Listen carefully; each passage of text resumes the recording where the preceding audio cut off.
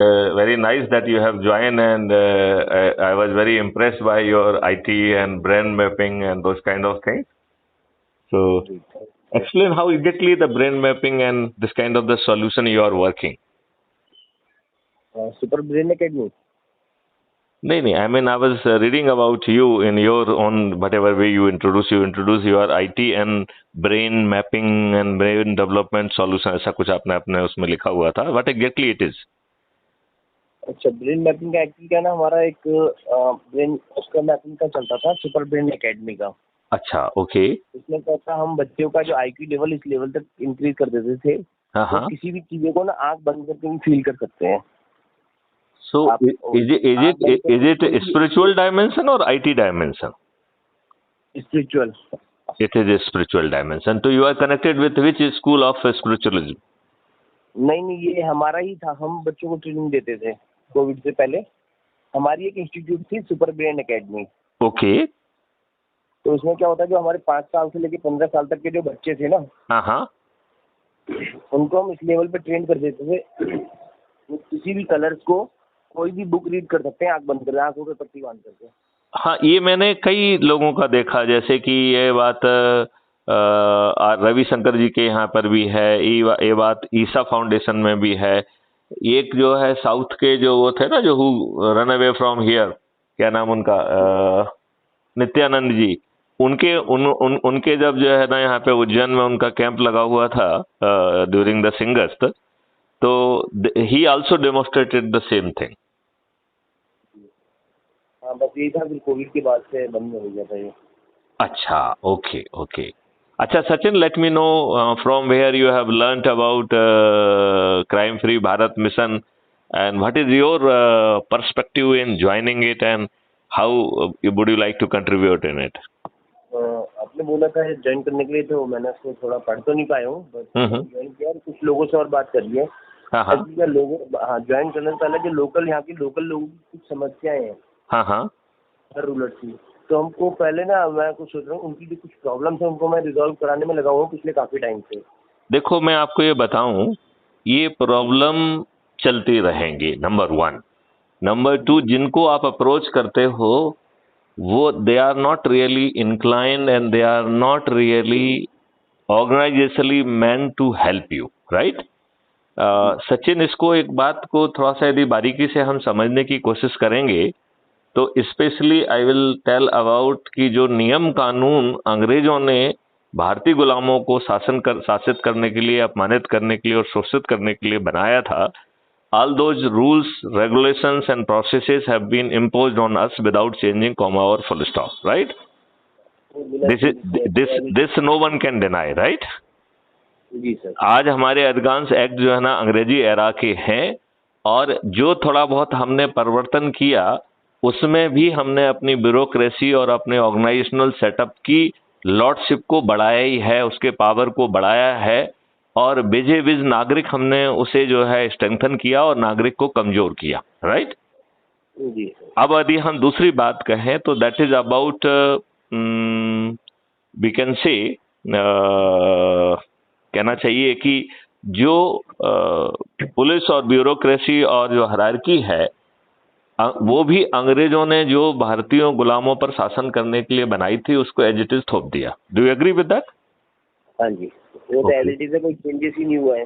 हाँ हाँ, कॉन्स्टिट्यूशन जैसा एज इट इज ही है. अच्छा, हाँ, नहीं, मैं वही कह रहा हूँ. और जो राजनीतिक व्यवस्था भी जो हमारे ऊपर थोपी गई है, यू विल एग्री कि वो हमारे वोटों से तो चुनी जाती है, लेकिन ये दुर्भाग्य का विषय है कि वो हमें रिप्रेजेंट नहीं करती है. हम नहीं, वो हमको रिप्रेजेंट नहीं करती है, वो पॉलिटिकल पार्टी को रिप्रेजेंट करती है. इस बात से आप सहमत हैं? जी, आई एग्री. ओके. अब एक बात ये भी आप मानेंगे कि ये जो जिन लोगों को टिकट देते हैं, they are not the best brain, best people of the society. ये तो है. तो वो मीडियोकर लोगों को, गलत लोगों को, अनपढ़ शिक्षक और मतलब गंवार लोगों को टिकट देते हैं, और जो टिकट बांटने वाला है ही इंश्योर्स कि उससे इंफीरियर लोग जो है उससे जुड़ें, जिससे उसकी अथॉरिटी को कोई चुनौती ना बने. ये भी है, करेक्ट है ना? और फिर वो जीतते कैसे हैं? आईटी सेल का यूज करते हैं, सोशल मीडिया के जो हैंडलर हैं जिनकी ज्यादा वो है व्यूअरशिप, उनको परचेज कर लेते हैं। प्रिंट मीडिया से लेके इलेक्ट्रॉनिक मीडिया से एक लोगों की नजर में एक अपना ऑरा क्रिएट कर देते हैं कि हाँ भाई सब कुछ वही है, उस टाइम में उन्होंने ये किया।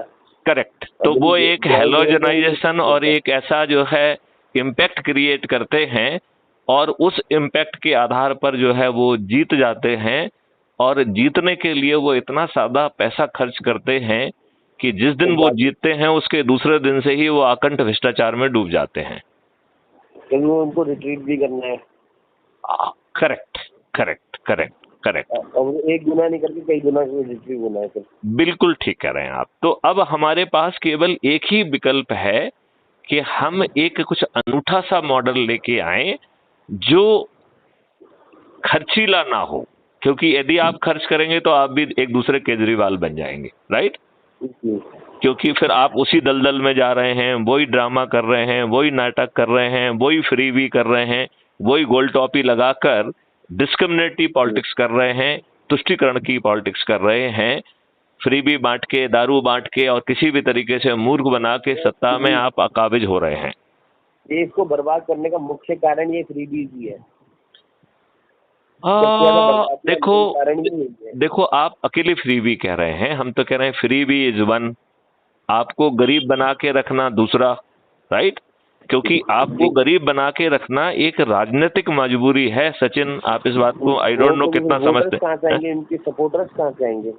करेक्ट। तो जो है आप गरीब होंगे तो वो आप वही सपोर्ट करते हैं। करेक्ट। तो यदि आप गरीब होंगे, लोगों के पास इतना टाइम ही नहीं होता कि वो लोग सपोर्ट करें जाके। टाइम एक अलग बात है, क्योंकि यदि आप गरीब होंगे तो आपके वोट जो है पैसा देके खरीदे जा सकेंगे, आपको थोड़ा बहुत पैसा देके कार्यकर्ता बना लिया जाएगा, आपको फ्रीबी देके, दारू देके आपको जो है आपके वोट कबाड़ लिए जाएंगे, और जो कुछ नहीं मिले हैं उनको जाति और धर्म के आधार पर बांट के और एक भय पैदा करके कि I am the only saviour, ये भय पैदा करके हम सत्ता में काबिज होते कि नहीं होते हैं?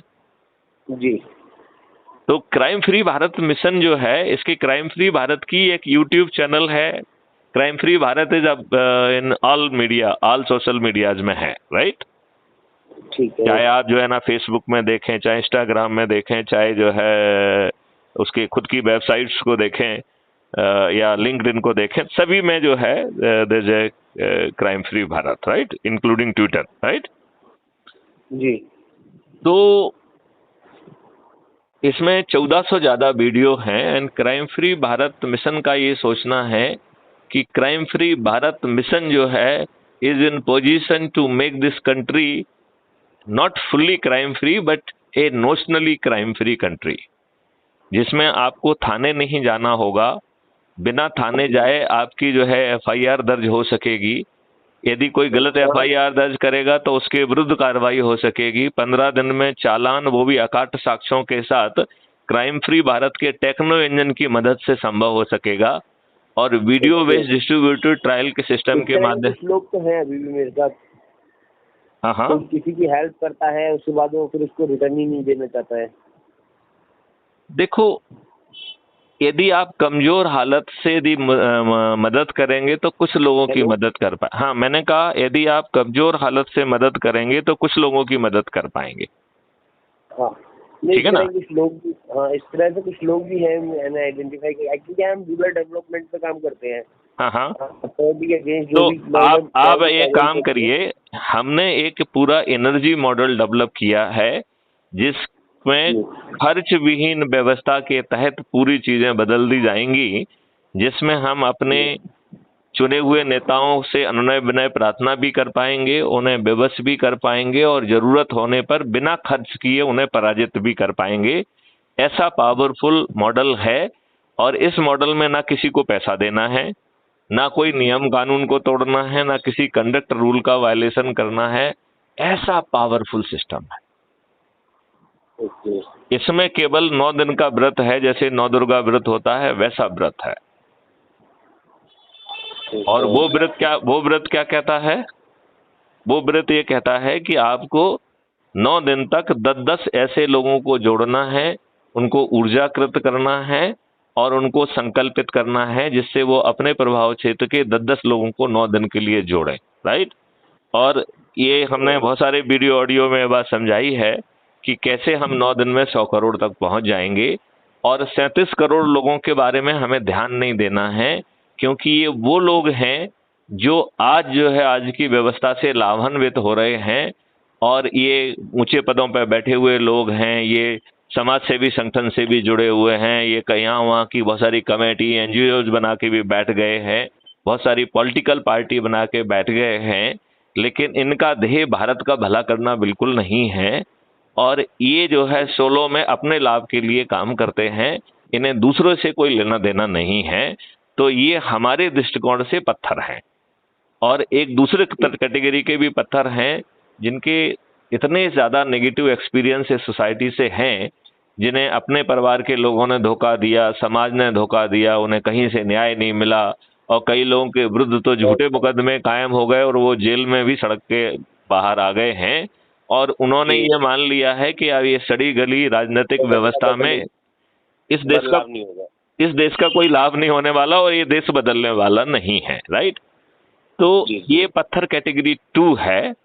तो हमें ये ध्यान देना है कि जब हम अपने प्रभाव के क्षेत्र के लोगों को जोड़ें तो कैटेगरी 1 और कैटेगरी 2 को जैसे ही हम एनकाउंटर करते हैं, हम अपनी वार्तालाप और अपनी एनर्जी को समेटते हुए उनको जो है उनके भाग पर छोड़ते हुए जो दूसरे ऊर्जावान लोग हैं जो भारत के लिए आगे बढ़ना है, हाँ, पॉजिटिव लोगों को ही लेके चलना है, नेगेटिव तो अपने आप ही हटते जाएंगे। बिल्कुल बिल्कुल बिल्कुल। तो जो है सचिन, आप संकल्प लीजिए, और ये 9 दिन का व्रत है, और इस व्रत के बाद जो है जब 100 करोड़ लोग अपने घर पे से थाली बजाकर, दीपक जलाकर और छोटा सा वीडियो चलाएंगे, तो ना तो किसी के साथ अन्याय हो पाएगा, उसके विरुद्ध प्रभावी कार्रवाई भी हो पाएगी, है कि नहीं? जी जी। अच्छा दादा, कुछ मेरे जानने वाले हैं, एक ने किसी की ना हेल्प करी थी, हाँ, कुछ फंड से ऑनलाइन ट्रांजैक्शन, उसको कुछ पैसा दिया था। हाँ हाँ। अब देने के बाद वो बंदा कह रहा है कि मैं आपको रिटर्न पैसे नहीं दूंगा, वो पैसा देना नहीं चाह रहा है, तो उसके खिलाफ हम क्या कर सकते हैं? उसके विरुद्ध ये जो है ना धोखाधड़ी का मुकदमा है, इसको हम जो है बाकायदा ऑफेंस रजिस्टर कराएं और उसको जो है ना जेल भिजवाएं। तो उसके लिए कहाँ जाना पड़ेगा? उसके लिए जो है उसके लिए थाने में आप जो है ना जाइए, एसपी से मिलिए, और आजकल जो है जांच बैठाई, उसके बाद कुछ हुआ ही नहीं ऐसी। तो आप एसपी से मिलिए ना कि साहब ये इन धाराओं का ऑफेंस बनता है साहब, इसमें ऑफेंस रजिस्टर करके उसको गिरफ्तार करिए, मेरा पैसा वापस दिलाइए। और ये पुलिस का काम नहीं है, पैसा दिलाना पुलिस का काम नहीं है। नहीं, रिकवरी करिए ना, फिर मुझे मिलेगा ना, कोर्ट से दिलवाइए ना। यदि मान लो जैसे मैंने ये पुलिस का काम नहीं है, ये पुलिस का काम बिल्कुल है।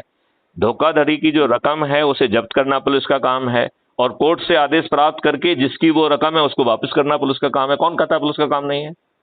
वही जब मैं थाने में गया था तो वही बोलते कि नहीं, तो आप इसमें एसपी से मिलिए, आप अपनी शिकायतें वगैरह लिख के हमको भी भेजिए, तो हम वहाँ कंसर्निंग ऑफिसर को भेज देंगे, राइट। और सबसे बड़ी बात है कि 9 दिन का संकल्प करिए, 9 दिन के बाद आप खुद जो है ना इतने जो है ना ताकतवर हो जाएंगे कि सब लोग आपकी बात सुनने के लिए विवश होंगे। मैंने एडीजीपी साहब से भी बात करी थी, कहते कि ठीक है मैं करवा दे रहा हूँ, जांच कराई, उसके बाद कोई रिपोर्ट ही नहीं निकलती है जांच की। नहीं, आप लोगों से स्पष्ट कहिए ना कि साहब इसने इस तरीके से धोखाधड़ी की है, राइट। अब ये इसकी नीयत साफ नहीं थी, धोखाधड़ी थी, इसने जो है ना भ्रम में रख के मुझे नुकसान पहुंचाया है, ये इन धाराओं का ऑफेंस है, बस सिंपल सी बात है, राइट। और उसकी प्रॉपर एप्लीकेशन करके उसकी कॉपी मुझे भी भेज दीजिए। लेकिन जो है आप जो है बहुत सख्ती के साथ और बहुत तेजी के साथ लोगों को जोड़िए, तो ये सब लोग आपकी बात सुनने के लिए विवश हो जाएंगे। नहीं तो जो है ये लॉर्डशिप वाली व्यवस्था है, गुलामों की व्यवस्था है, वो आपकी क्यों सुनेंगे, वो राजनेताओं की सुनेंगे। नहीं, ये तो मैंने ग्रुप में डाल दिया है। ग्रुप में डालने से तो कुछ होता नहीं है, आप तो कंसर्निंग अथॉरिटी को रिपोर्ट करिए, ग्रुप में भी डालिए, ग्रुप में डालने में कोई दिक्कत नहीं है, राइट। लेकिन इसको कंसर्निंग अथॉरिटी को रिपोर्ट करिए और मुझे जो ना व्हाट्सएप वगैरह पे भेज दीजिए। हाँ, मैंने कहा मुझे व्हाट्सएप पे भेज दीजिए और मैं भी देखता हूँ आपकी क्या मदद हो पाती है, ठीक है, right Sachin? Hello hello Sachin, मुझे सुन पा रहे हो? Hello hello